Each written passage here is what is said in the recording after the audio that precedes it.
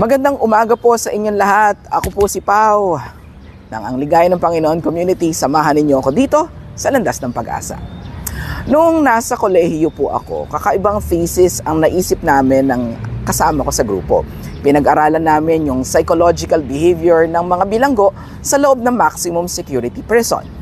Shout out kina Joanne, Jane, Len at ang aming magiting na thesis advisor na si Sir Jay Saplala. Magandang araw! Isa sa discovery namin yung tinatawag na recidivism. Ito yung tinatawag na relapse o ang pagbalik sa dating gawain ng isang nakagawa dati ng krimen. Alam niyo po bang maaari din po itong mangyari sa mga simpleng taon tulad natin. Yung mga tao may pinagdadaan ng pagsubok o hirap sa buhay.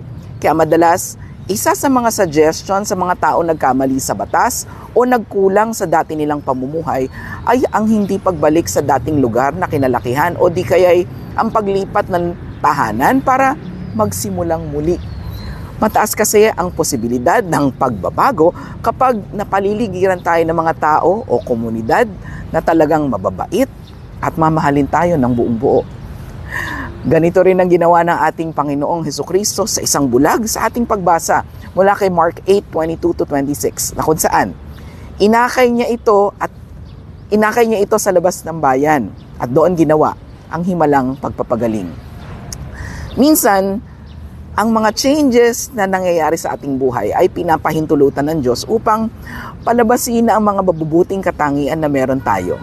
Ito man ay pagbabago sa trabaho, minsan changes sa family, community, even migration. Pero ang pinaka-best na pagbabago, kapag tayo ay naglalakbay kasama ng ating Panginoong Hesus, kapiling ang mga taong tunay na nagmamahal sa atin.